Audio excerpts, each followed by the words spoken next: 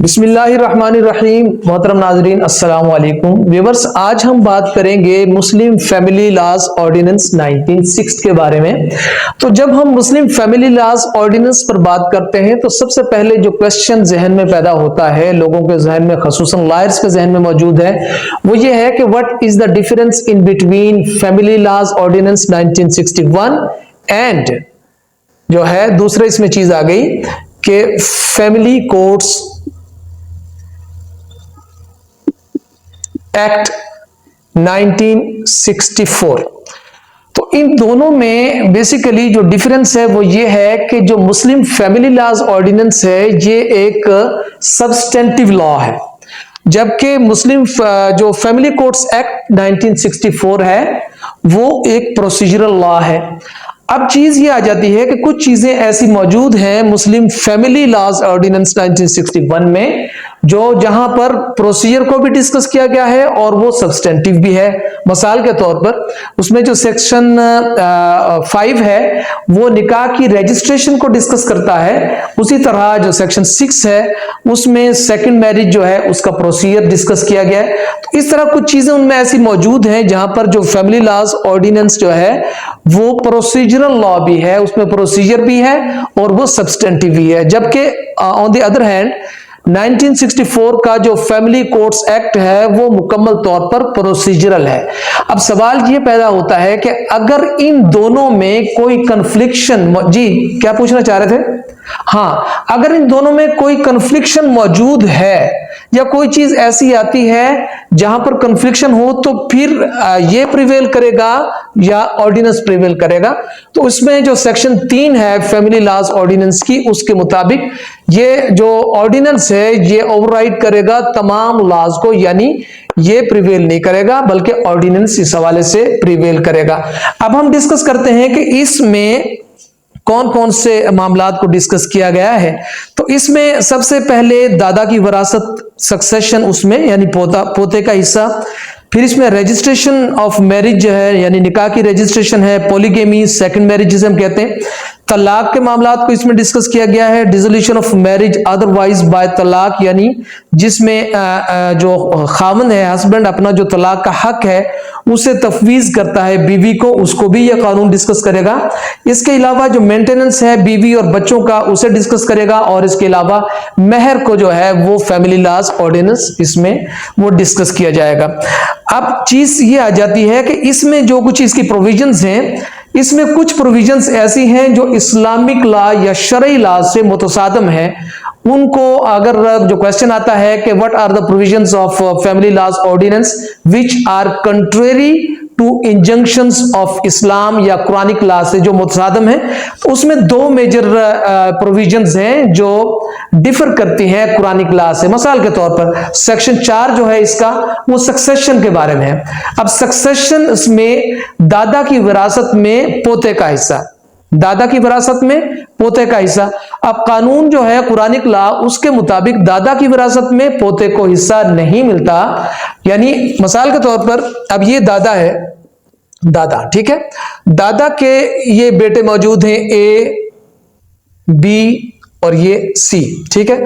अब बी यहां पर फोर्थ हो जाता है, दादा से पहले उसका बेटा फौत हो जाता है। अब यहां पर उसकी जितनी औलाद होगी उसको जो शेयर है इस हवाले से दादा की विरासत में, आल दो बेटा जो है वो दादा से पहले फौत हो गया।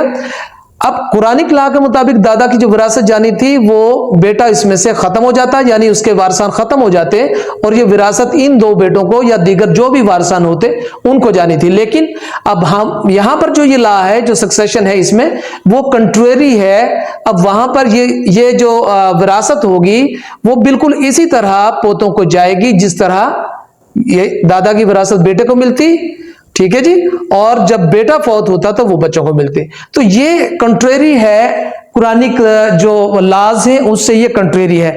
इसी तरह इसमें जो सेक्शन 6 है वो पॉलीगेमी को डिस्कस करता है, पॉलीगेमी। अब ये पॉलीगेमी जो है यानी second marriage with the permission of union council. अब चीज इसमें ये आ जाती है कि कुरानिक लॉ के मुताबिक खावंद के हकूक पर जो सेकंड मैरिज है उस पर किसी किस्म की कोई रिस्ट्रिक्शन नहीं है, लेकिन यहां पर सेक्शन 6 जो है उसमें उसने रिस्ट्रिक्शन पैदा कर दी है। अब कोई खावंद अगर वो सेकंड मैरिज चाहता है तो उसे पहले यूनियन काउंसिल के चेयरमैन को एप्लीकेशन देनी पड़ेगी, और फिर वो दोनों फरीकैन को सुनने के बाद अगर वो समझेगा कि ये जस्ट है एप्लीकेशन तो उसे कबूल कर लेगा, नहीं तो उसे वो खारिज भी कर देगा। तो इस तरह ये दो चीजें हैं, सेक्शन 4 और सेक्शन 6, ये कुरानिक तालीमात जो हैं उनसे कंट्रेरी है, कुरानिक प्रोविजन से यानी शरई लॉ से कंट्रेरी है। अब हम बात करते हैं कि ये कानून बेसिकली कहता क्या है। अब इसमें इसका जो सेक्शन 1 है, दिस ऑर्डिनेंस में be called the Muslim family laws ordinance, ठीक है ये हो गया। सेक्शन 2 जो है इसका वो ये कहता है कि it extends to section 1 subsection 2, it extends to whole of Punjab Pakistan and applies to all Muslim citizens of Pakistan wherever they may be. अब यहां से चीज ये आ गई कि ये जो है ये तमाम मुस्लिम शहरियों के लिए, पाकिस्तान के लिए यह कानून है, और wherever they may be कि वो लोग जो पाकिस्तान के रिहायशी हैं, पाकिस्तान के शहरी हैं और वो मुसलमान हैं, उनके ऊपर यह कानून आएगा। आगे करेंगे अगर वो लोग वियर एवर दे में भी, वो कहीं भी रह रहे हैं, अब वो लोग अगर शादी के बाद वो किसी दीगर कंट्री की जो है वो ले लेते हैं, अपने शहरियत ले लेते हैं, छोड़कर पाकिस्तान को चले जाते हैं, तो उस शक्ल में क्या होगा। तो कानून ये कहता है कि अगर उन दोनों में से एक या दोनों भी वो किसी दीगर कंट्री की शरीयत ले ले, वहां पर वो चले जाएं, शिफ्ट हो जाएं, तब भी उन दोनों के ऊपर यह कानून अप्लाई होगा और वो पाकिस्तान में वो कर सकते हैं। इस हवाले से ये जजमेंट है वो आप नोट फरमा लीजिए। ये एक सिटीजन था यूनाइटेड किंगडम का यानी यूके का, और उसने ये इसको चैलेंज किया इस हवाले से कि मैं चूंकि यूके का शहरी हूं तो मेरे ऊपर ये अप्लाई नहीं करता। तो ये जजमेंट है 1996 CLC 1406। इसमें यह वजाहत कर दी गई है कि कोई कहीं का भी शहरी हो, लेकिन चूंकि पाकिस्तान का वो रेजिडेंट पहले था और यहां पर निकाह हुआ, तो उसके ऊपर ये मुस्लिम फैमिली लॉज ऑर्डिनेंस जो है वो लागू होगा। तो अब ये कॉन्सेप्ट भी क्लियर हो गया कि ये लागू उस शख्स पर होगा। अब सवाल अब ये आ जाता है कि वो लोग, जैसे अब ये ईसाई हैं, ईसाई, फिर इसके बाद में हिंदू आ गए, या ये कादियानी। अब चूंकि ये पाकिस्तानी तो हैं लेकिन ये मुस्लिम नहीं है, और इसकी लैंग्वेज के मुताबिक ये आ रहा है कि in applies to all Muslim citizens of Pakistan. ये चूंकि तीनों उस कैटेगरी में नहीं आते, तो इनके ऊपर यह कानून लागू होगा या नहीं।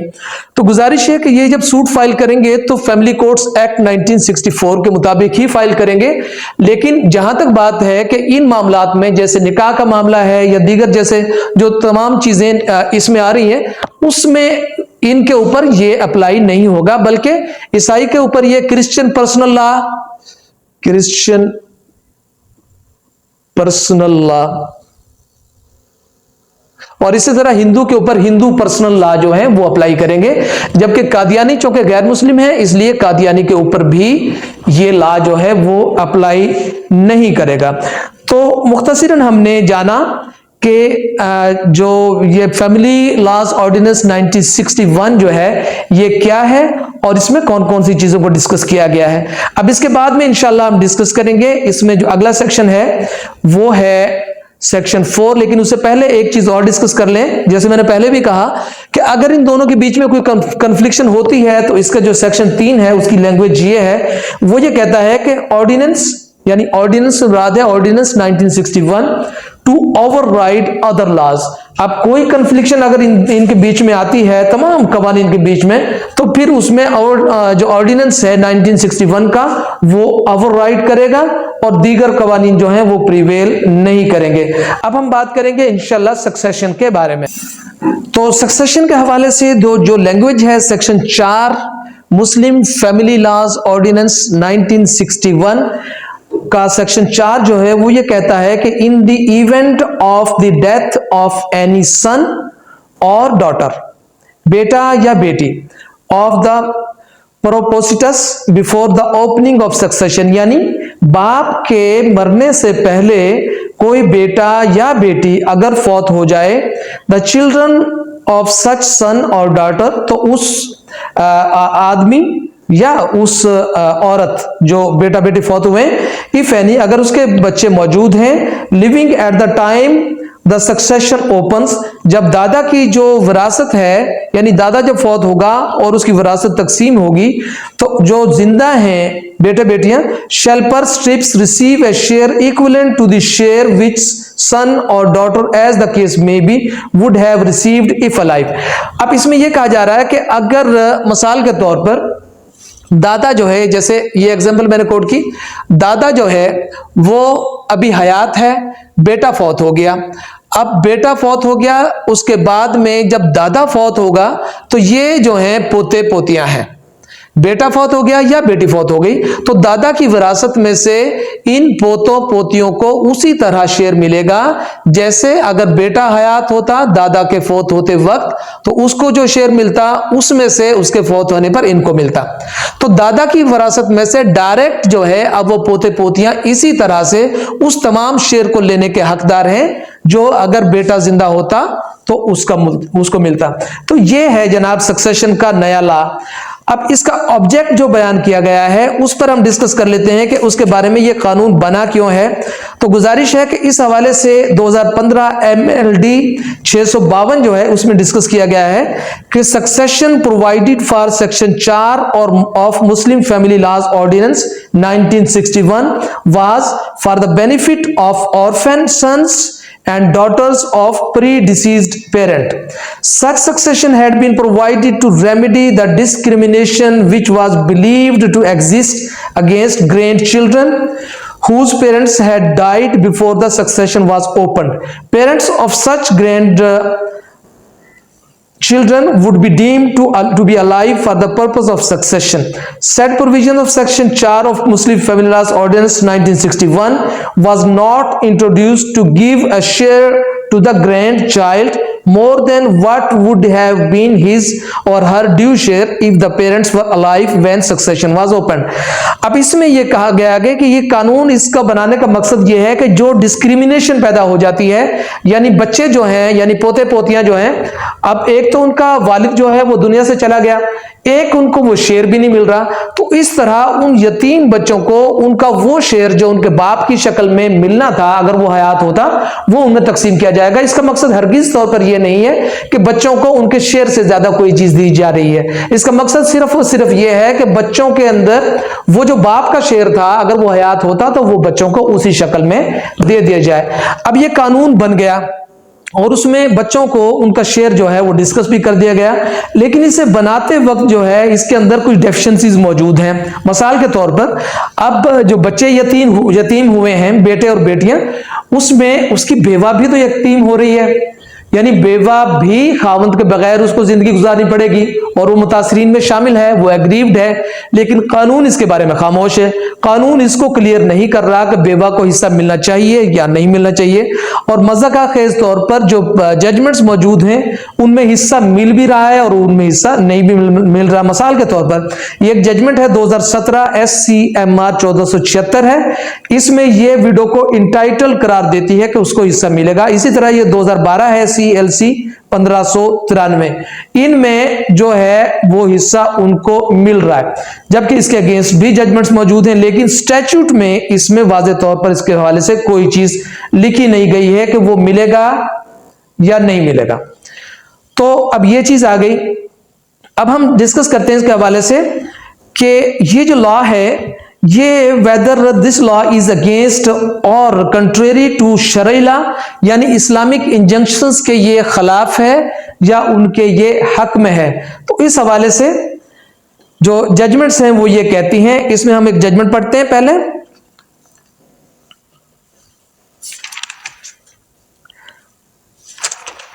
जी ये है, इसमें section 4 of the Muslim family laws ordinance 1961 had been declared against the tenets and injunctions of Islam by the Federal Shariat Court in its judgment rendered in the case of Allah Rakha etc. versus Federation of Pakistan PLD 2000 federal shariat court 1 ने इसको declare किया। अब basically हुआ क्या कि इस कानून के हवाले से जो फेडरल शरीयत कोर्ट ने अपने डिसीजन में इसको repugnant to the injunctions of Islam करार दिया था, और उस फैसले को, फेडरल शरीयत कोर्ट के फैसले को चैलेंज भी कर दिया गया था। पाकिस्तान की जो गवर्नमेंट ने उसको चैलेंज कर दिया था, लेकिन 1991 से लेकर ताहाल यानी more than 30 years have gone past, yet उसके ऊपर जो है वो अब तक डिसीजन जो है वो नहीं आया है। तो इस हवाले से अब ये जजमेंट है वो क्या कहती है कि 2013 CLC 542 है कि although federal shariat court had declared section 4 of Muslim family laws ordinance 1961 to be repugnant to Islamic sharia, but such verdict was under challenge before the supreme court and thereby the operation of said verdict stood suspended automatically till the decision of appeal as provided by article 203D of constitution।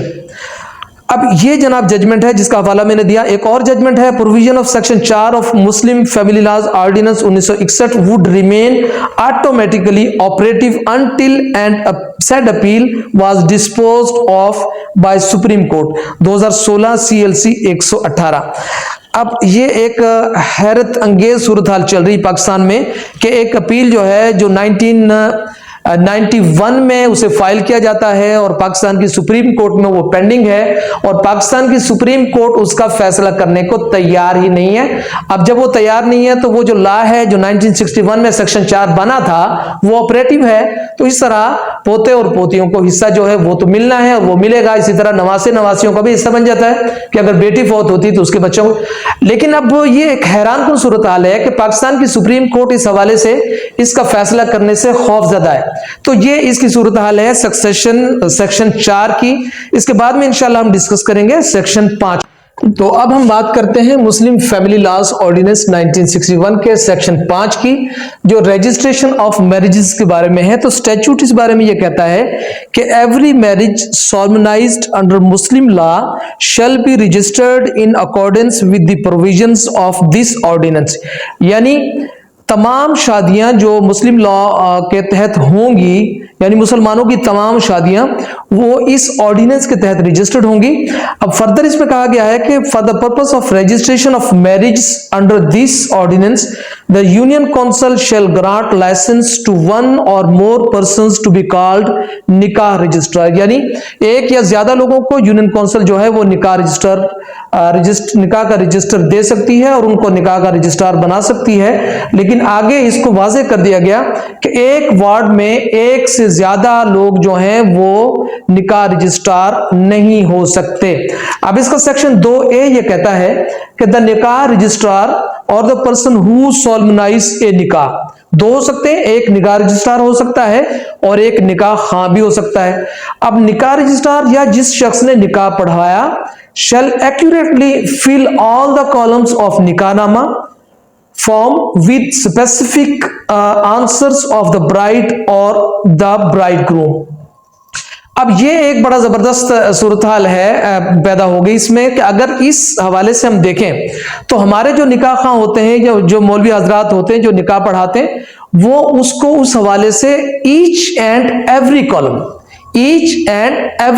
जी मैं ये कह रहा हूं कि हर column को, each and every column, जितने columns मौजूद हैं उन सब को एक्यूरेटली उसको फिल करना है। और अगर ऐसा करते हैं कि उनको एक्यूरेटली फिल नहीं करते, मिसाल के तौर पर, चलो उसे बाद में आएंगे, पहले ये देख लें, यानी निकाह पढ़ाने वाला निकाह रजिस्ट्रार या जो शख्स निकाह पढ़ाए उसके लिए लाजमी जिम्मेदारी है कि वो तमाम निकाह के कालमों को दुल्हा या दुल्हन की तरफ से दिए गए मखसूस जवाबात की रोशनी में उनको कलमबंद करे, यानी उनको खाली ना छोड़े।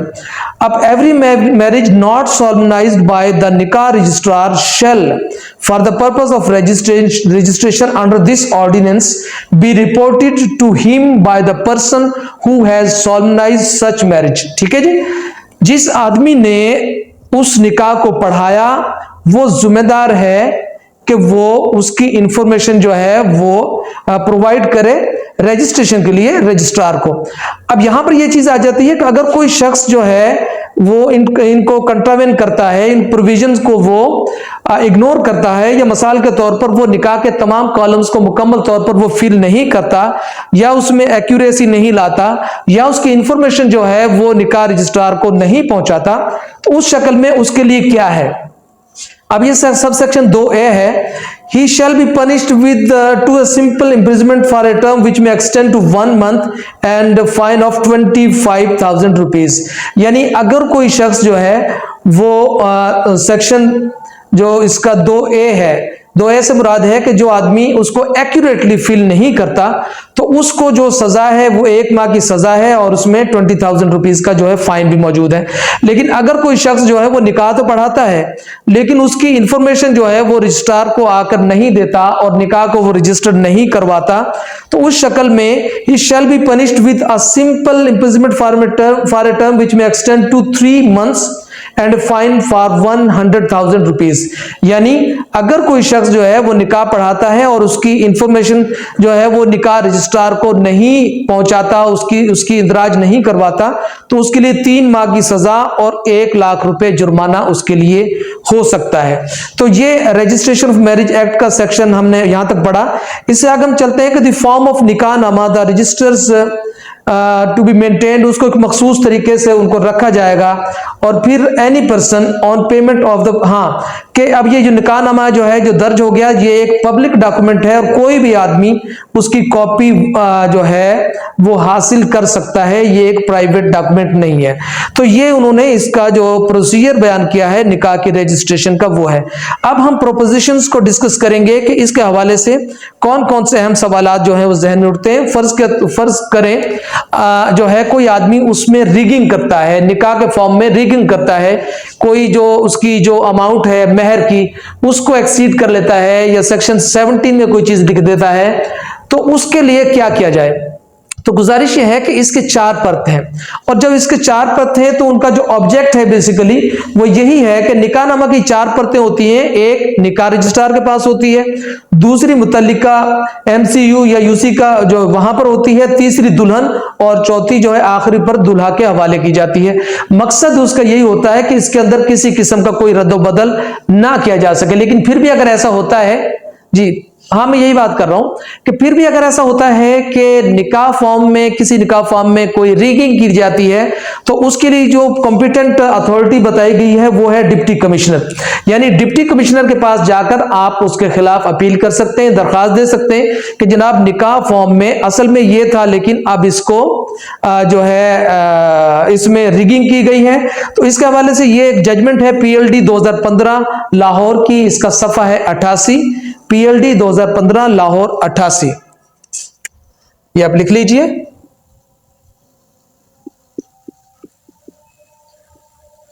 लाहौर 88, इसमें यह होल्ड किया गया है कि अगर कोई रिगिंग की जाती है तो फिर हम डिप्टी कमिश्नर के पास जाकर हम उसको चैलेंज कर सकते हैं और उसका सुधार कर सकते हैं।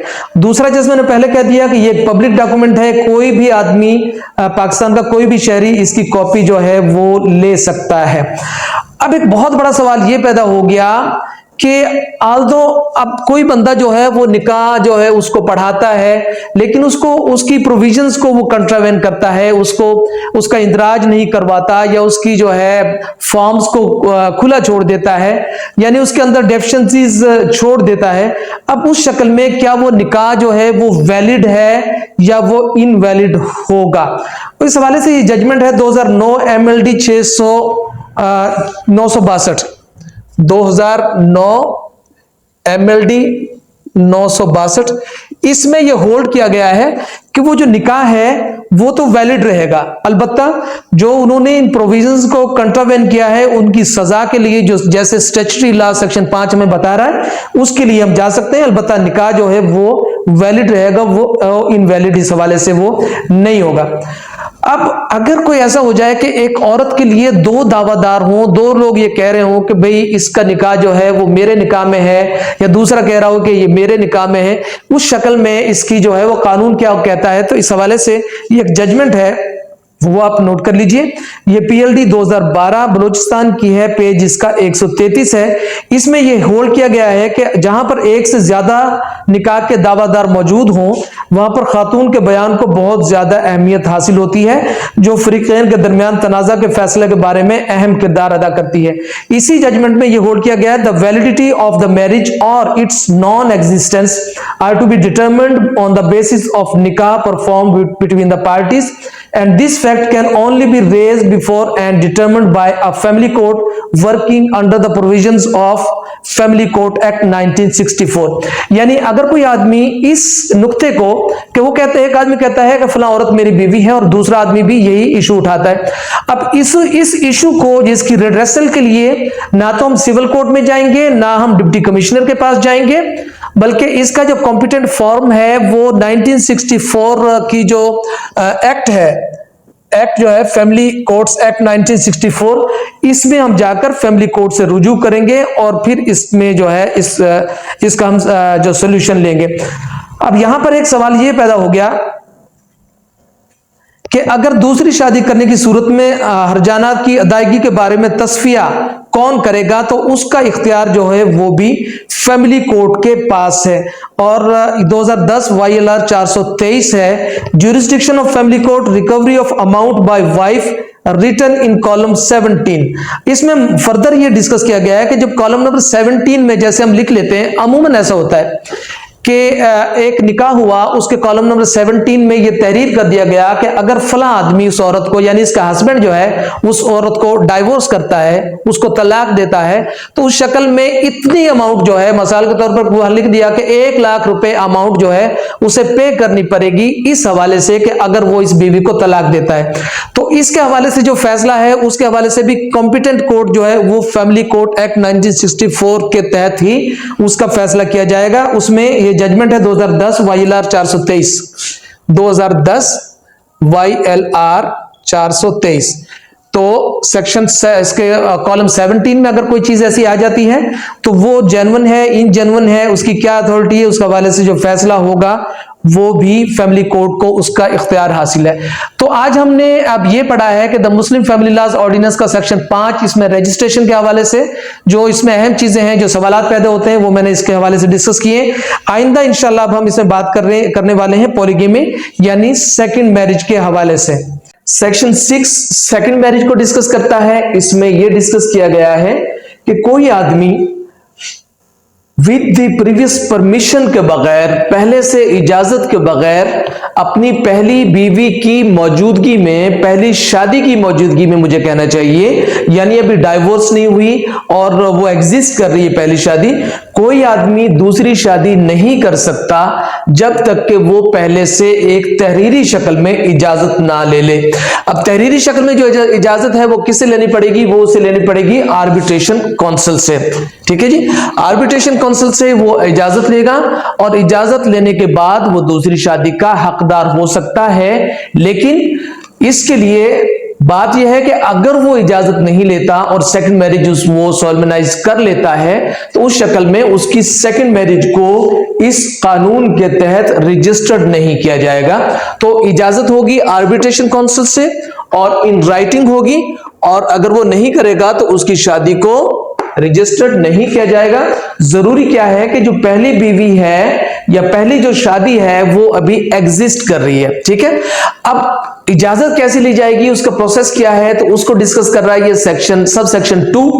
एप्लीकेशन गुजारेगा यूनियन काउंसिल के चेयरमैन को कि भाई मुझे फला रीजंस की वजह से दूसरी शादी की जरूरत है, और उस एप्लीकेशन जो है उसके में ये भी लिखेगा कि उसने अपनी पहले से मौजूद जो एग्जिस्टिंग वाइफ है उससे उसकी इजाजत हासिल की है या नहीं की। अगर तो पहले से इजाजत उसने हासिल की होगी तो मुमकिनन जो चेयरमैन है यूनियन काउंसिल का वो शायद उसे जरूरत ही महसूस ना हो कि वो आर्बिट्रेशन काउंसिल बनाए, यानी दोनों फरीकैन का एक एक आदमी लेकर आर्बिट्रेशन काउंसिल बनती है, एक चेयरमैन और दूसरा दोनों पार्टीज का खावंद की तरफ से और बीवी की तरफ से, एग्जिस्टिंग वाइफ की तरफ से एक एक आदमी लिया जाता है और इन तीनों की ही आर्बिट्रेशन काउंसिल बन जाती है। अब जहां पर उसने पहले से ये कंसेंट हासिल कर ली, मसाल के तौर पर, तो फिर मुमकिन है कि वो इसे जरूरी ही ना समझे कि आर्बिट्रेशन काउंसिल बनाए। लेकिन कानून के मुताबिक चूंकि एग्रीव्ड पार्टी इसमें चेयरमैन है, तो फिर भी मुमकिन है कि वो आर्बिट्रेशन काउंसिल बना ले और उसके फवायद और नुकसान देखे, और उसकी मौजूदगी में भी वो उसको इनकार भी कर सकता है और वो उसको ग्रांट भी कर सकता है परमिशन को। तो इसका सबसेक्शन 2 ये कहता है कि ठीक है, एप्लीकेशन आ गई, एप्लीकेशन चेयरमैन को गई, चेयरमैन ने क्या किया कि फौरी तौर पर उनसे कह दिया कि ठीक है जी, एक एक बंदा अपना दे, और एक एक बंदा, एग्जिस्टिंग वाइफ ने भी एक आदमी दे दिया और जो एप्लीकेंट है उसने भी एक आदमी दे दिया, और इस तरह एक काउंसिल बन गई, उसे कहते हैं आर्बिट्रेशन काउंसिल। अब ये काउंसिल जो है मिलकर फैसला करेगी कि जो परमिशन है दूसरी शादी की वो ग्रांट होनी चाहिए या नहीं होनी चाहिए। तो इस हवाले से इसका सबसेक्शन 3 जो है उसको पढ़ते हैं। सबसेक्शन 3 में एप्लीकेंट जो है उसकी तरफ से एक बंदा आ गया और एक आ गया एग्जिस्टिंग वाइफ की तरफ से। अब उन्होंने क्या किया कि उन्होंने सारी चीजों को गौर करने के बाद, भाई शादी जो है उसकी जरूरत दूसरी की क्यों पड़ गई है, कोई बच्चे की पैदाइश नहीं हो रही, या मतलब इन दोनों के ताल्लुकात जो हैं वो इस नौयत के हैं, या क्या रीजंस हैं। उन रीजंस को गौर करने के बाद फिर वो गौर करेंगे कि परमिशन ग्रांट की जाए या ना की जाए। अब अगर परमिशन वो ग्रांट करते हैं तो उसको कंडीशनल कर सकते हैं, कोई फला फला कंडीशंस हैं, फला फला मामलात हैं, आपको ये करना पड़ेगा। आप दूसरी शादी तो कर सकते हैं, लेकिन आपको पहली एग्जिस्टिंग वाइफ को आपको इतना पे करना पड़ेगा, और ये कंडीशंस हैं।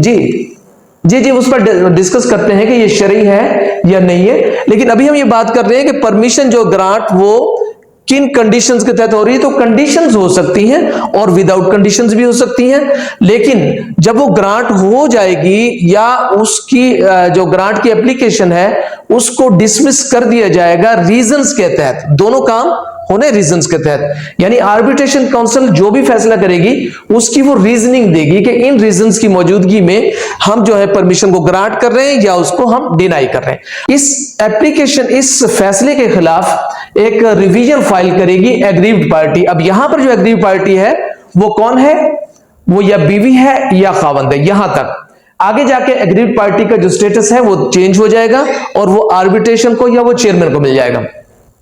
अब मिसाल के तौर पर परमिशन ग्रांट कर दी और बीवी कह रही है कि परमिशन तो ग्रांट नहीं होनी चाहिए थी, तो वो उस फैसले के खिलाफ एक रिवीजन फाइल करेगी। किसके पास? कलेक्टर के पास, यानी डिप्टी कमिश्नर के पास। और अगर खावंद कहता है कि जनाब मुझे तो इजाजत नहीं मिली, तो वो भी उसको चैलेंज कर सकता है रिवीजन की शक्ल में कलेक्टर के पास। अब कलेक्टर जो है दोनों फरीकैन को सुनने के बाद अपना जो फैसला देगा और वो जो फैसला होगा वो फाइनल होगा। यानी कलेक्टर अगर ये कहता है कि खावंद दूसरी शादी कर सकता है पहली शादी की एग्जिस्टेंस के बावजूद, तो फिर उसका ये फैसला फाइनल होगा। और अगर वो डिनाई करता है तो भी उसका फैसला जो है वो फाइनल ही होगा। अब चीज ये आ जाती है कि जब खावंद ने जो विदाउट अगर शादी कर ली, दूसरी शादी खावंद ने विदाउट परमिशन कर ली, तो क्या होगा, उस शक्ल में क्या क्या चेंजेस आएंगे। अगर खावंद बगैर परमिशन के शादी कर लेता है तो सबसे पहले इसके इफेक्ट्स होंगे डावर पर। ठीक है जी, विदाउट परमिशन जब उसने शादी कर ली, पहली बात तो यह है कि उसकी रजिस्ट्रेशन ही नहीं होगी, उसको रजिस्टर नहीं किया जाएगा, कानून ये कहता है। दूसरी, अगर उसने कर ही ली तो होगा क्या कि शादी तो ठीक है, वैलिड है, लेकिन होगा क्या कि उसको जो डावर है उसकी जो भी शक्ल वो प्रॉम्प्ट हो या वो डेफर्ड हो, यानी ऑन डिमांड हो, मुवज्जल हो या मुवज्जल हो, वो डावर फौरी तौर पर पेएबल बन जाएगा। किसके लिए? औरत के लिए, बीवी के लिए वो फौरी तौर पर काबिले अदायगी हो जाएगा। और अगर वो खावंद जो है उसे अदा नहीं करता तो बीवी उसके लिए खावंद की कोई भी प्रॉपर्टी जो मौजूद है, जमीन है, जायदाद है, गाड़ी है, घर है, उसको सेल करके भी उसकी रिकवरी की जाएगी। ठीक है जी। अब दूसरी चीज आ जाती है कि फिर और क्या चेंज आएगी, और ये चेंज आएगी कि इसकी पनिशमेंट है, पनिशमेंट है इसकी 1 year. Marriage with out permission, उसकी पनिशमेंट है 1 ईयर की सिंपल इंप्रिजनमेंट है और 5 लाख रुपए इसमें फाइन है। ये जो विदाउट परमिशन जिसने की है उसको अदा करने होंगे। तो ये हमने इसके स्टैट्यूट को डिस्कस किया है। अब हम डिस्कस करते हैं इसमें प्रोपोजिशंस क्या आ सकती हैं। तो सबसे पहली जो प्रोपोजिशन इसमें आएंगी, जैसे आप देख रहे हैं, वो है इसकी शरई हैसियत क्या है। तो कानून के मुताबिक तो इसकी शरई हैसियत वो जो भी कहें, लेकिन जो मेरी इसमें राय है कि इसकी शरई हैसियत जो है, शरीयत में इस रिस्ट्रिक्शन की खावंद के ऊपर किसी किस्म की कोई गुंजाइश नहीं है। लेकिन यहां पर जब हम कानून को डिस्कस करते हैं तो कानून ये कहता है कि इसमें जनाब ये सुप्रीम कोर्ट की एक जजमेंट है। पहले हाई कोर्ट की जजमेंट्स को इस पर मैं डिस्कस करता हूं। जी हाँ, ये आप बुक में जो रेलिवेंट पेज है जी इसको इस्लामिक इंजंक्शंस के मुताबिक करार दिया है पीएलडी 2017 सुप्रीम कोर्ट 187 ने। पीएलडी 2017 सुप्रीम कोर्ट 187 वो ये कहती है कि ये मनोवन इस्लामी तालीमात के मुताबिक है, और उनका कहना यह है कि अल्लाह ताला ने भी फरमाया है कि बीवियों के दरमियान अगर इंसाफ ना किया जा सकता हो तो नाइंसाफी करने के बजाय एक बीवी ही ज्यादा मुनासिब है। तो ये जो वर्डिंग आ रही है पीएलडी 2017 सुप्रीम कोर्ट 187 की। अब इसको जो इसके तसादुम में इसके कंट्रेरी जो जजमेंट्स आ रही हैं, ये 2017 की सुप्रीम कोर्ट की जजमेंट है, जबकि इसके मुखालिफ जो जजमेंट्स हैं वो देख लीजिए। ये जनाब है जी, ये है पॉलीगेमी नेचर ऑफ स्कोप है। मसालती कौंसल को इख्तियार हासिल नहीं कि वो एक गैर कानूनी अमर को इस्लाम की रूह से कानूनी करार दे।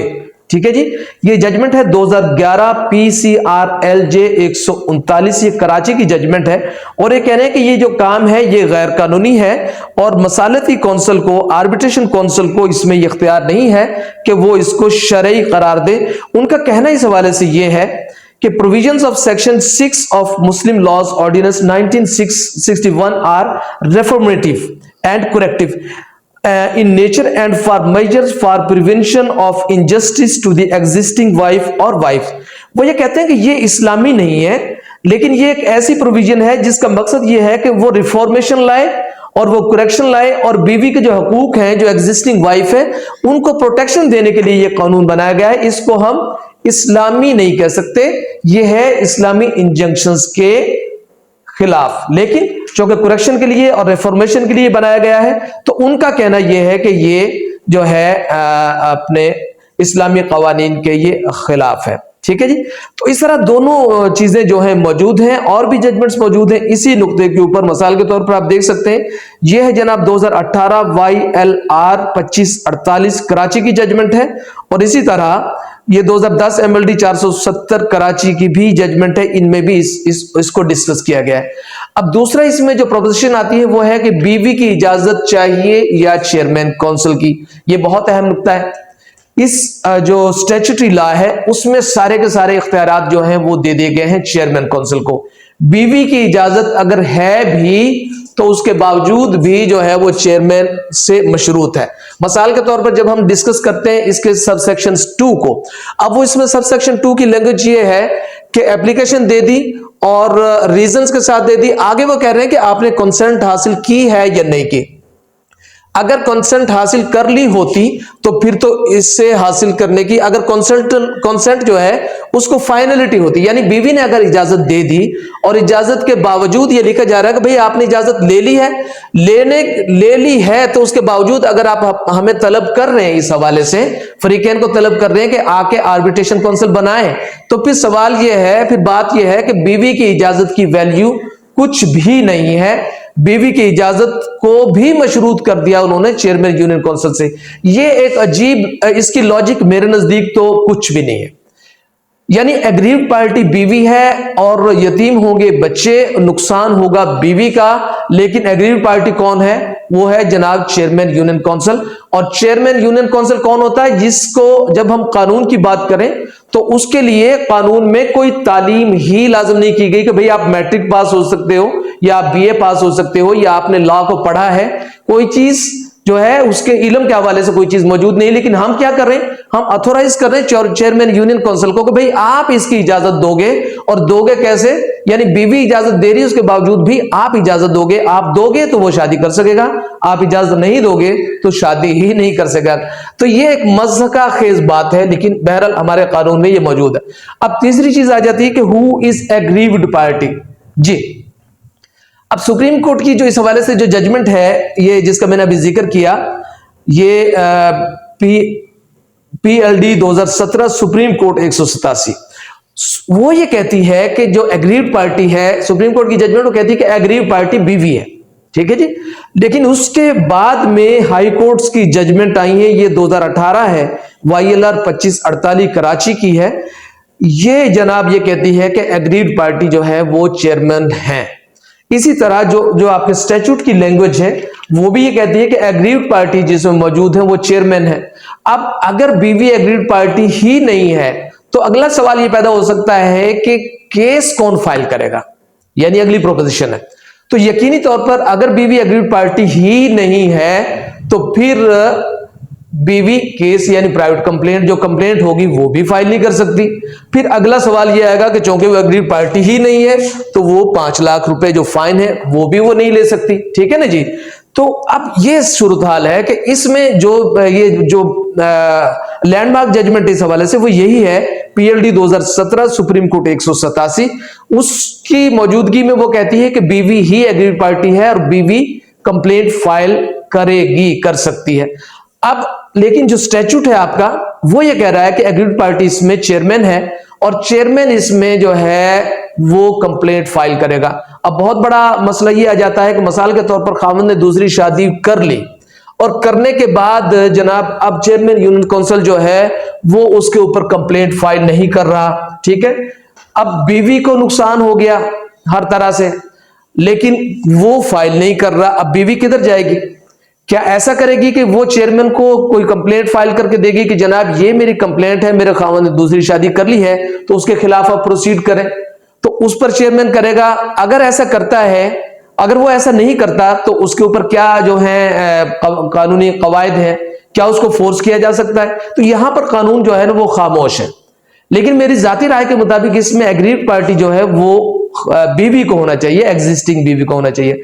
अब जो 5वीं प्रोपोजिशन इस हवाले से आ जाती है कि what certain changes would occur if in favour of first wife if a husband solemnize second marriage without the permission of union council chairman and the existing wife।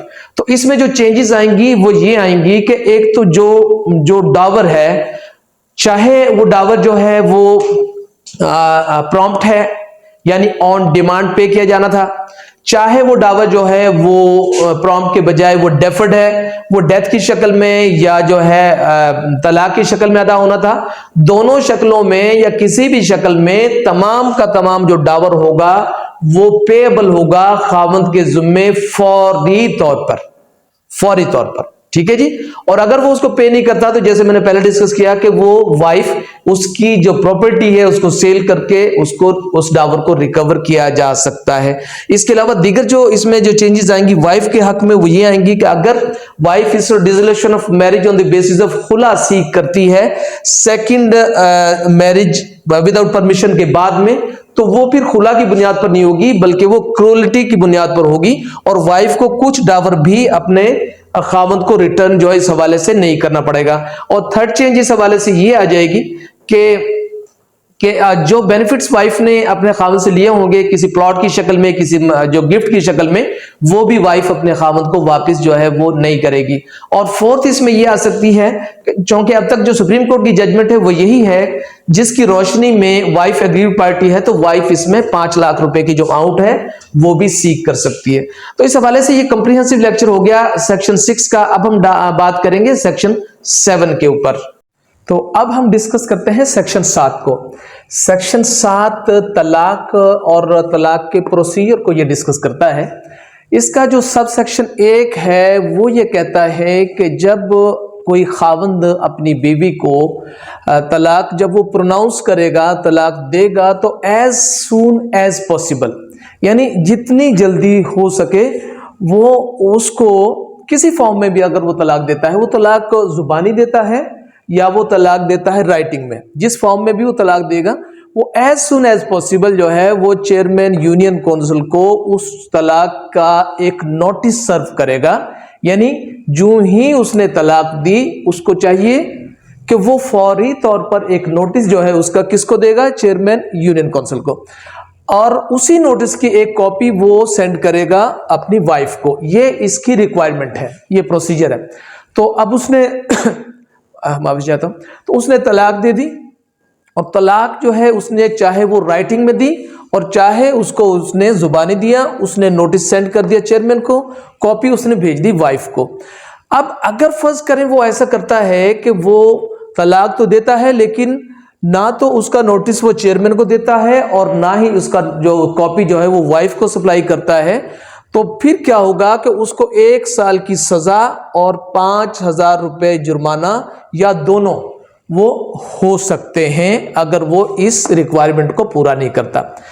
अब बात करते हैं कि इसके सबसेक्शन 3 की।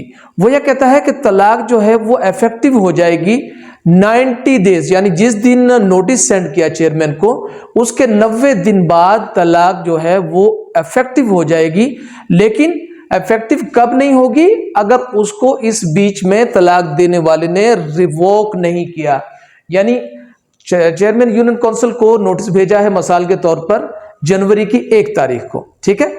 अब 90 दिन से पहले पहले अगर वही आदमी तलाक भेजने वाला वो चेयरमैन यूनियन काउंसिल के पास जाता है और उसे कहता है कि मैं अपना नोटिस जो है वो विड्रॉ करता हूं, मैं अपनी बीवी को तलाक नहीं देना चाहता, तो फिर क्या होगा कि वो तलाक जो है वो खत्म हो जाएगी। अब वो जो उसको रिवोक करने का अमल है उसको वो जाकर करता है, लिख पढ़ के करता है या किसी अदरवाइज तरीके से करता है। अब अदरवाइज तरीका क्या है, मिसाल के तौर पर एक आदमी ने अपनी बीवी को तलाक दी, उसका नोटिस उसने सेंड कर दिया चेयरमैन यूनियन काउंसिल को।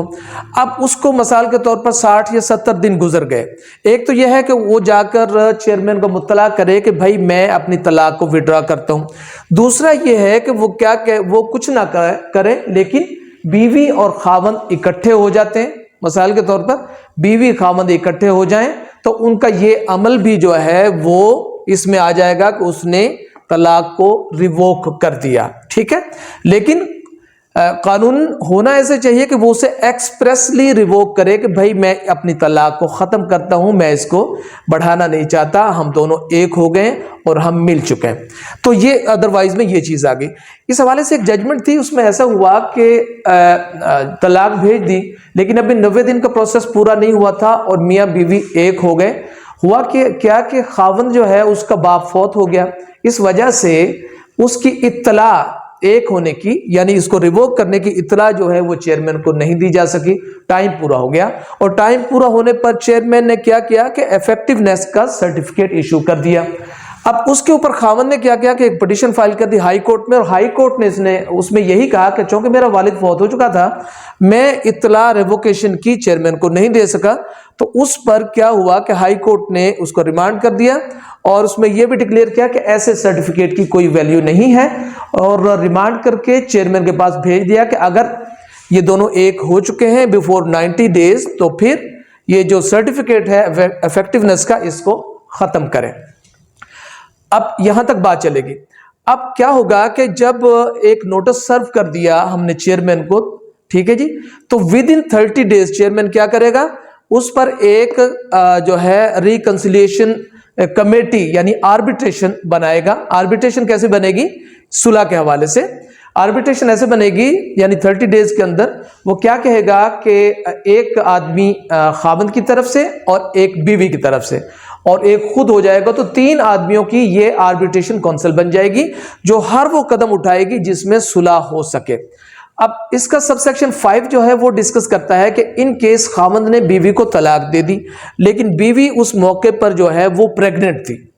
अब क्या होगा, तलाक कैसे इफेक्टिव होगी, तो गुजारिश ये है कि अगर खावंद ने बीवी को तलाक दी तो उसमें 2 चीजें आ गई, एक तो बीवी प्रेग्नेंट है और एक ये 90 डेज का टाइम जो है। अगर बीवी जो है वो उसका जो बच्चे को बर्थ देती है और 90 डेज से वो पहले देती है या बाद में देती है, इन दोनों चीजों में से यानी 90 दिन या बर्थ ऑफ चाइल्ड, जो बाद में होगा उसके बाद में जाकर तलाक इफेक्टिव होगी। मिसाल के तौर पर खाविंद ने तलाक दे दी, लेकिन बच्चे की पैदाइश जो है वो 4 माह बाद हुई या 4.5 माह बाद हुई या 5 माह बाद हुई, तो जब बच्चे की पैदाइश होगी उस पर जो है वो तलाक इफेक्टिव होगी। ठीक है जी। और 90 डेज गुजर भी जाएंगे तो तलाक इफेक्टिव नहीं होगी। अब इसमें आ जाती है बहुत ही अहम और सबसे अहम चीज आ जाती है कि अगर खाविंद अपनी बीवी को तलाक देता है, उस शक्ल में दोनों मियां बीवी दोबारा से रीमैरी यानी दोबारा से आपस में शादी कर सकते हैं विदाउट हलाला या without intervention of any other marriage. तो जी हाँ, बिल्कुल कर सकते हैं।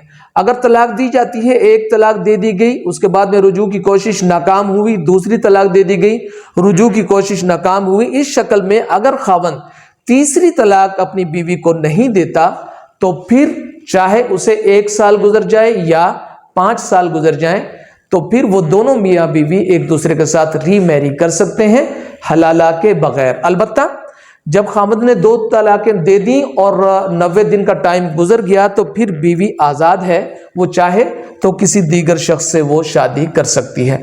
तो ये तो था इसका प्रोसीजर जो डिस्कस किया तलाक का सेक्शन 7 में फैमिली लॉज ऑर्डिनेंस 1961 के। अब हम जो क्वेश्चंस इसमें जो प्रोपोजिशंस आती हैं उनको डिस्कस करेंगे। तो सबसे पहले जो चीज आ जाती है कि 3 तलाक इन 1 मजलिस, इसकी हैसियत क्या है? देखिए जी, कानून में इसकी कोई हैसियत नहीं। कानून के मुताबिक 3 तलाकें जी बिल्कुल ऐसे ही है।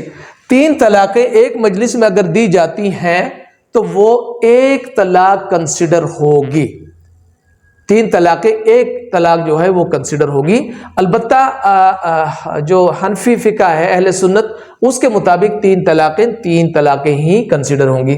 जबकि इसके बरक्स अगर हम अहले तशी ला को देखते हैं या हम अहले हदीस की बात करते हैं तो उनके मुताबिक और कानून के मुताबिक भी ये 1 तलाक ही कंसिडर होगी।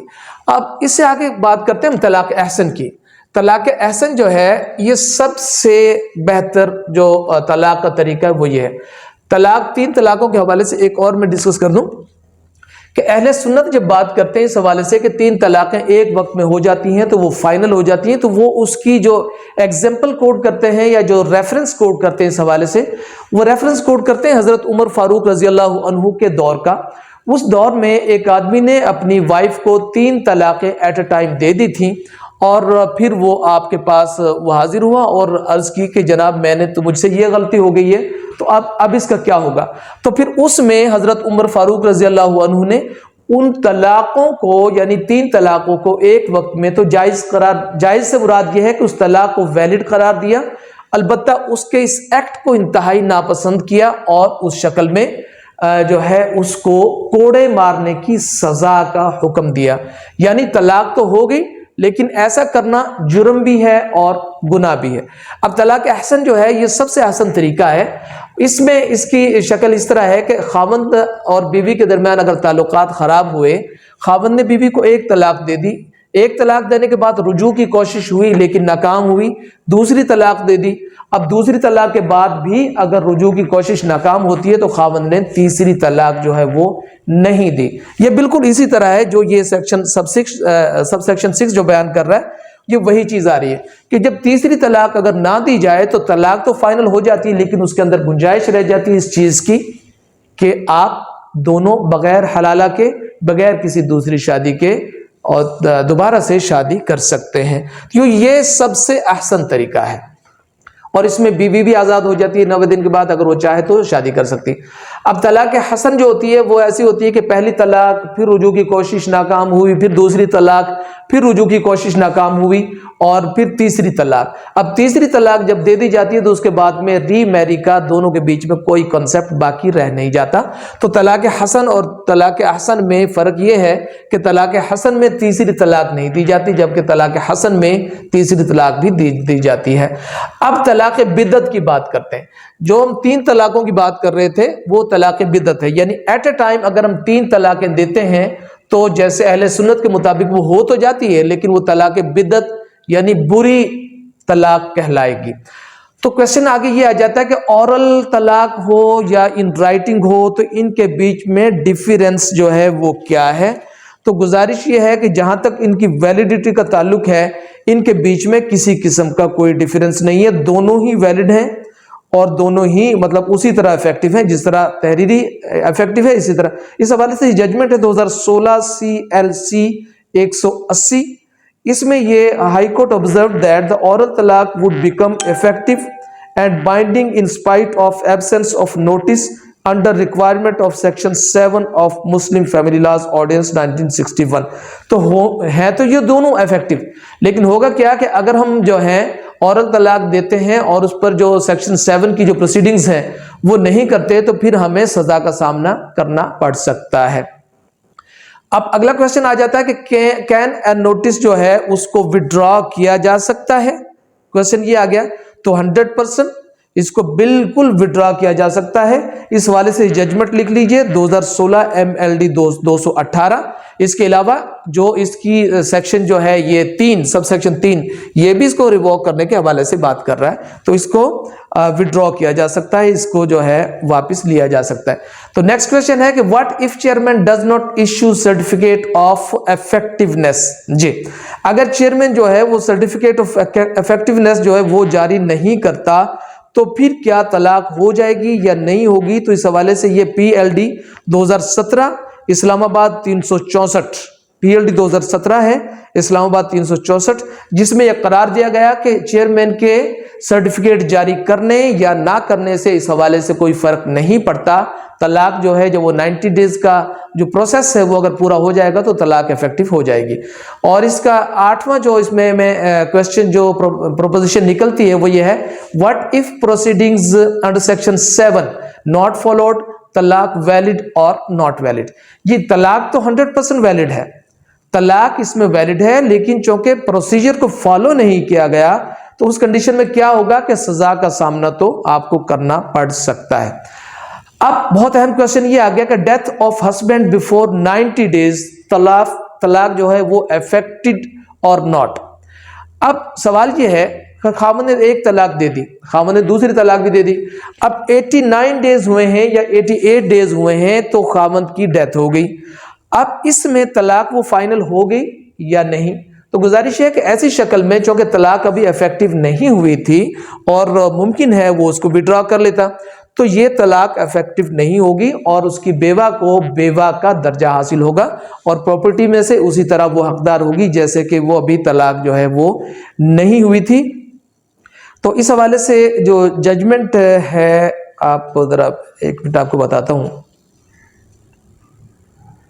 ये 2016 CLC 1522 है। इसमें भी यही करार दिया गया कि ऐसी शक्ल में तलाक नहीं होगी। अब इससे आगे आ जाती है इसकी आखिरी जो अहम चीज है कि नोटिस ऑफ तलाक जो है वो सर्व कहां किया जाए। जब बीवी को खामद जो है वो नोटिस देगा तो वो एक तो चीज है कि यूनियन काउंसिल वो जो बीवी से मुतालिका होगी वहां पर, और दूसरा जहां बीवी का एड्रेस होगा वहां पर नोटिस को सर्व किया जाएगा। ये 2010 YLR 1 है। ये इसकी जो लैंग्वेज है वो मैं आपको पढ़ के बताता हूं कि वो क्या कह रही इस हवाले से।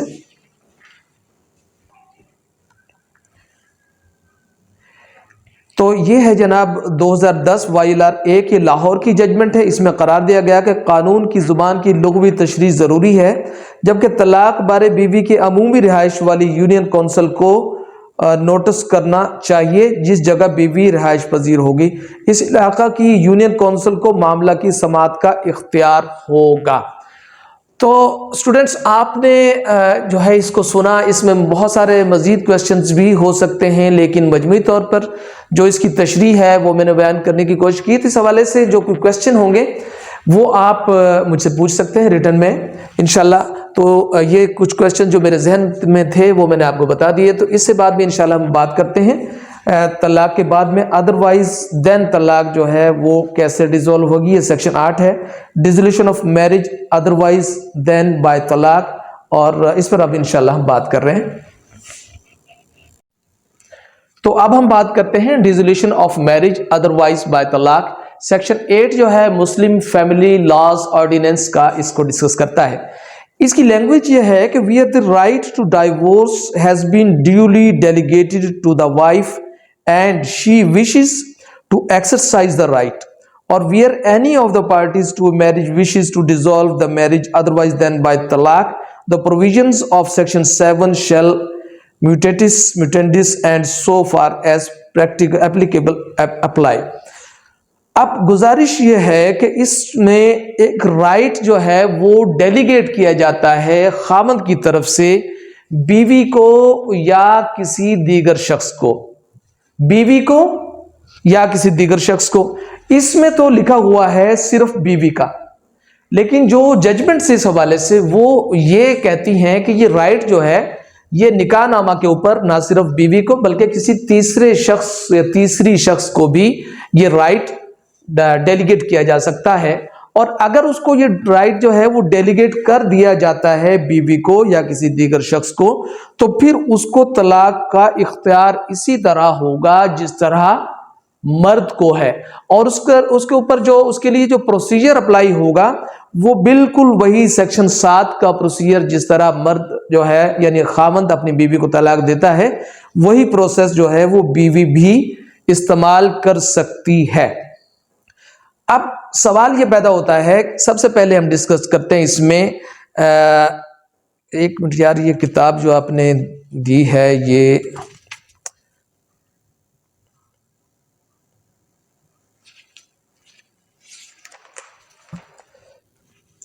तो सबसे पहले हम डिस्कस करते हैं तलाक तफवीज जो है ये है क्या। और तो इसमें ये जजमेंट है 2013 CLC 1625, ये पेशावर हाई कोर्ट की जजमेंट है। ये power to give divorce vested with husband who might delegate the same to the wife or to third person to whom such power was delegated might then pronounce the divorce accordingly.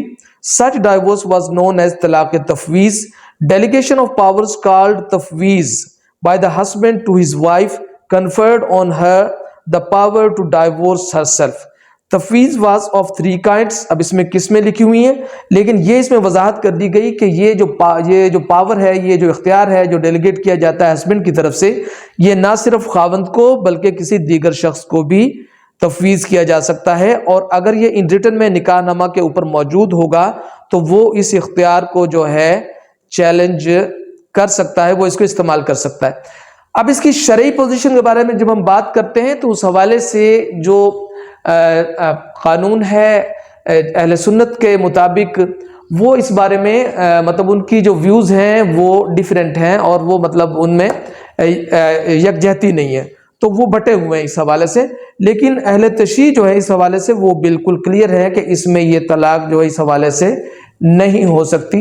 तो इस हवाले से judgement है 2013 MLD 1711, 2013 MLD 1711 judgement है, जिसमें फिका जाफरिया के मुताबिक ये जो है ये बिल्कुल इस राइट को वो गलत करार देते हैं और शरई इंजंक्शंस के खिलाफ करार देते हैं।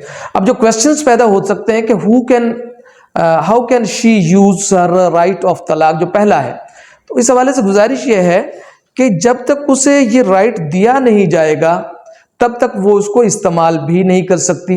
तलाक तफवीज़ का हक कब इस्तेमाल हो सकता है? शोहर की जानिब से अपनी बीवी को तलाक तफवीज़ अता किया जाना ज़रूरी है, बसूरत दीगर बीवी तलाक तफवीज़ का हक इस्तेमाल नहीं कर सकती। अब इसमें एक जजमेंट है, वो मैं आपको इस हवाले से वो बेहतर गाइड करेगी। ये जजमेंट है जनाब इसमें 2000 CLC 202, ठीक है जी, रिलायंस 2013 CLC 1625 में भी दिया गया है। अब वो क्या कह रहे हैं इसमें, वो कह रहे हैं कि ये बीवी का हक है कि वो तलाक के तफवीज़ को इस्तेमाल करे और अपने शोहर से अलहदगी इख्तियार कर ले, उसे खुला का दर्जा नहीं दिया जा सकता।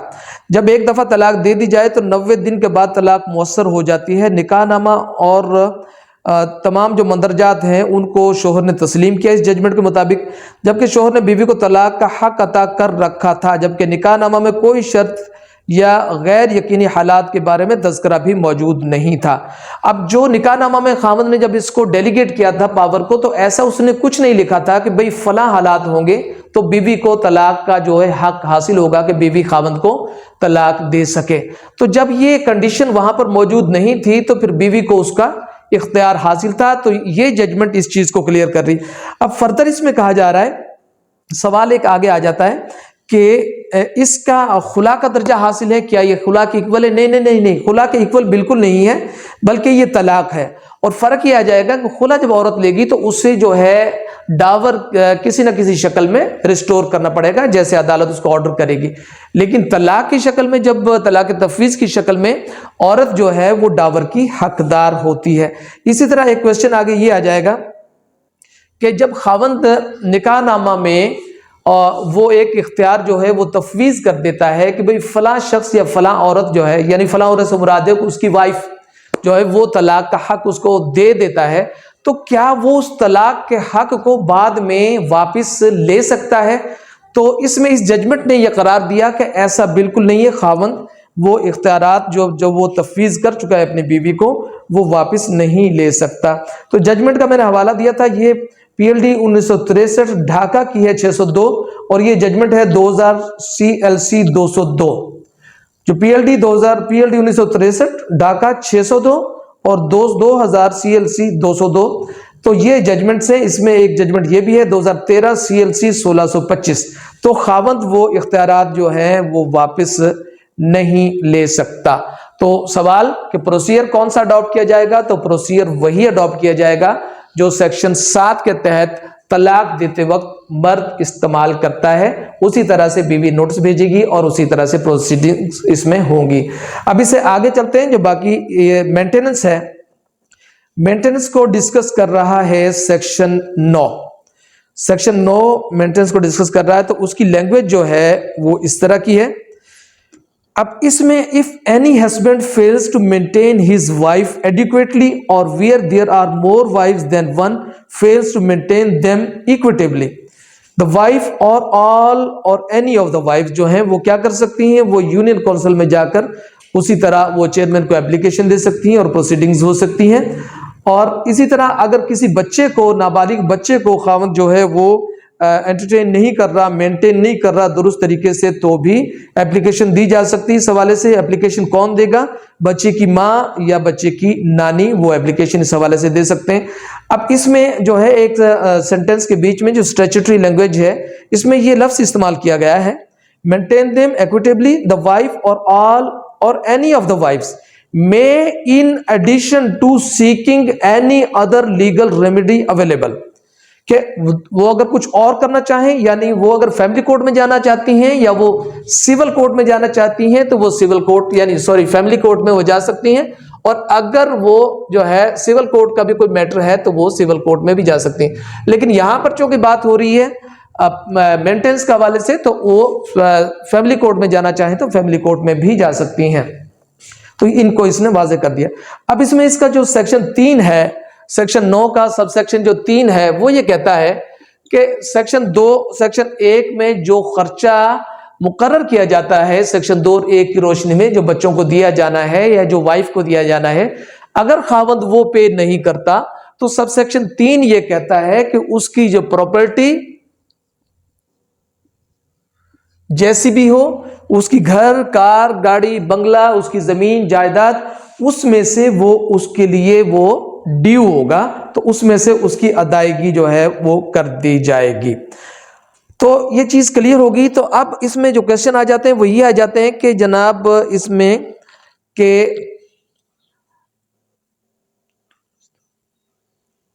अगर दोनों दावाजात जो है, यानी दरखास्त जो है गुजार दी, कौंसिल को भी दरखास्त गुजार दी, ठीक है जी, चेयरमैन को, ठीक है, और दूसरा उसने क्या कर दिया कि फैमिली सूट फाइल कर दिया, फैमिली सूट उसने फाइल कर दिया, ठीक है। अब इनमें से प्रेवेल कौन करेगा? तो ये जजमेंट है जिसकी रोशनी में वैसे भी प्रैक्टिकली आप जानते हैं कि इसकी तो कोई वैल्यू पाकिस्तान में बज़ाहिर है ही नहीं, सारा जो काम हो रहा है वह फैमिली कोर्ट में हो रहा है। लेकिन बाकायदा तौर पर इसमें ये सेक्शन, ये रेलिवेंट जजमेंट है जो मैं आपको पढ़ के इस हवाले से बताता हूं कि 2018 CLC 836 उसमें यही बयान किया गया कि proceedings instituted in terms of section 9 of the Muslim family laws ordinance 1961 could not be eroded the suit instituted before the family court under the provisions of the family courts act 1964। तो जो चीजें prevail करेंगी वो family courts act जो है वो prevail करेगा, जबकि स्टैट्यूटरी लैंग्वेज में भी इसमें बहरहाल लिख दिया गया है कि अगर कोई प्रोसीडिंग आप दीगर करना चाहते हैं तो कर सकते हैं। तो इस हवाले से नानो-नुफ्का के हवाले से ये एक जजमेंट है जो मैं जो है आपसे डिस्कस करना चाहता हूँ। ये जजमेंट है 2018 YLR 128। इस जजमेंट में साबका 30 सालों का खर्चा जो है 2018 YLR 128 ये जजमेंट है, लैंडमार्क जजमेंट है, ये जजमेंट है।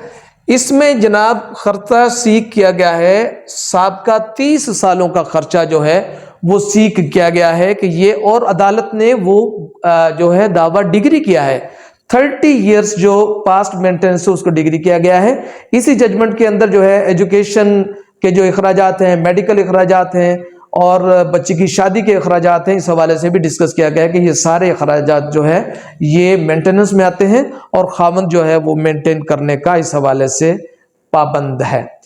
तो ये हमने मुख्तसरन मेंटेनेंस के बारे में भी जान लिया। अब हम बात करते हैं डावर के हवाले से कि डावर जो है वो क्या है। तो डावर की लैंग्वेज इस हवाले से ये सेक्शन 10 जो है डावर को डिस्कस करेगा। डावर की लैंग्वेज ये कहती है कि where no details about the mode of payment of dower are specified in the nikahnama or the marriage contract or nikahnama or the marriage contract, the entire amount of the dower shall be presumed to be payable on demand. तो गुजारिश ये है कि दो किस्म के डावर यहां पर डिस्कस किए जाएंगे, एक है डेफर्ड और एक है प्रॉम्प्ट। प्रॉम्प्ट कौन सा हो गया? जिसकी डिमांड करने पर फौरी तौर पर अदा किया जाए, यानी इंदु तलब, जिसको जब तलब किया जाए उसको अदा कर दिया जाए। और डेफर्ड कौन सा हो गया? जिससे एक मखसूस वक्त तक जो है उसके लिए मशरूत कर दिया जाता है कि फला साल या फला या शादी के रिवोकेशन पर या इन केस ऑफ डेथ जो है उसे अदा किया जाएगा। तो इनको हम जब उर्दू में कहते हैं तो प्रॉम्प्ट के लिए हम लफ्ज इस्तेमाल करते हैं मुअज्जल। मुअज्जल, ये प्रॉम्प्ट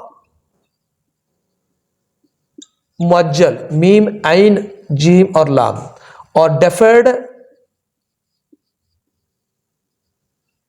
मुवज्जल, मुवज्जल और मुवज्जल। तो डिस्कस ये किया गया कि अगर निकाहनामा में खुदा न खास्ता ये चीज डिस्कस नहीं की जाती कि जो महर है वो प्रॉम्प्ट है या डेफर्ड है, मुअज्जल है, गैर मुअज्जल, मुवज्जल है, जो भी है, तो उसको अगर मेंशन नहीं किया जाता तो समझा ये जाएगा कि ये जो प्रॉम्प्ट है जिसे हम ऑन डिमांड कहते हैं या इंदु तलब कहते हैं, वो सारा का सारा जो महर है वो ऑन डिमांड कंसिडर होगा, वो प्रॉम्प्ट कंसिडर होगा और जैसे ही डिमांड की जाएगी उसको अदा किया जाएगा। अब इसमें सबसे पहले हम बात करते हैं कि ये जो डावर है बेसिकली इसका कंसेप्ट क्या है, ये क्यों है। तो इसमें जनाब ये जजमेंट है 2005 MLD 348, ये इसके मीनिंग्स एंड इंपॉर्टेंस जो है उसको डिस्कस करता है। डावर वाज ए डेब्ट and unless wife would waive the same it would be payable to her, जब तक बीवी उसे तर्क नहीं करती, उसे छोड़ती नहीं है, वो उसको अदा किया जाएगा। ये एक कर्ज है। Islamic law ordained that there should always be a consideration made by husband in favor of wife. It was a settlement in favor of wife made prior to completion of marriage contract and was a precondition and prerequisite of valid marriage. Dower was indispensable, so much so that it is in its absence. Relationship between husband and wife could not be legitimized and would be regarded as a sinful union.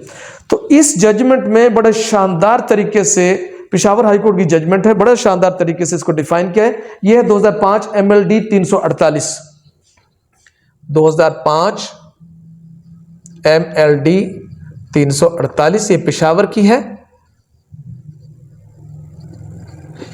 इस judgement के मुताबिक जो ये डावर होता है ना, इससे शादी एक मुआहिदा है, और उस मुआहिदे में अगर इस डावर को इसमें से निकाल दिया जाए तो फिर जो यूनियन है खावंद की और बीवी की, वो एक सिनफुल यूनियन होगी, वो एक गुनाह होगा। तो डावर के बगैर जो मैरिज है वो लिजिटिमाइज नहीं होती, डावर के बगैर मैरिज लिजिटिमाइज नहीं होती। तो डावर लाजम है। अब डावर कैसे लाजम है? वो प्रॉप की शक्ल में लाजम हो सकता है, वो डेफर्ड की शक्ल में लाजम हो सकता है। अब इससे आगे चलते हैं। जैसे काइंड्स को मैंने ऑलरेडी डिस्कस कर दिया। अब चीज आ जाती है कि डावर जो है उसको जब अदा कर दिया गया खावंद ने बीवी को, तो अब अगर औरत लेती है खुला तो उस शक्ल में उसका क्या होगा? तो अगर औरत खुला लेगी तो यकीनी तौर पर उसको कुछ डावर जो है अकॉर्डिंग टू जो ऑर्डर होगा, जो कोर्ट देगी, वो वापस करना पड़ेगा। पहले ऐसा था, अब ये जो लेटेस्ट चेंजेस आई हैं उसमें औरत को मुकम्मल तौर पर जो है वो डावर जो उसने रिसीव किया होता था खुला की शक्ल में, वो वापस करना पड़ता था। लेकिन अगर औरत जो है वो खुला लेती है लेकिन on the basis of cruelty लेती है, कि उसको जो हालात इस तरह के बना दिए गए हैं कि जहां पर उसका रहना नामुमकिन था मिसाल के तौर पर, माफी चाहता हूँ, मिसाल के तौर पर उसे किसी बुराई के लिए मजबूर किया जाता था, उसके लिए उसको खाना प्रोवाइड नहीं किया जाता, या दीगर चीजें हैं। ये डिसोल्यूशन ऑफ मैरिज एक्ट जो 1939 इसका सबसेक्शन 2 जो है, सेक्शन 2 जो है वो इसको डिस्कस करता है कि dissolution of marriage on the basis of cruelty. अब उन ग्राउंड्स के तहत अगर औरत खुला लेती है तो उसको वो डावर जो है वो रिस्टोर नहीं करना पड़ेगा। लेकिन अगर वो सिंपल खुला लेती है कि मैं अपने खावंद के साथ जो है आबाद होने को तैयार नहीं हूँ और मैं नहीं हो सकती, तो फिर जो है उसको वो वापस उसमें से करना पड़ेगा अकॉर्डिंग टू ऑर्डर, जैसे कोर्ट उसको ऑर्डर करेगी। तो ये हमने मुख्तसरन फैमिली लॉज ऑर्डिनेंस को डिस्कस किया है, जिसमें सारी चीजें हमने डिस्कस की हैं। हमने इसमें सक्सेशन डिस्कस किया, सबसे पहले जो दादा की विरासत पोते की बात थी।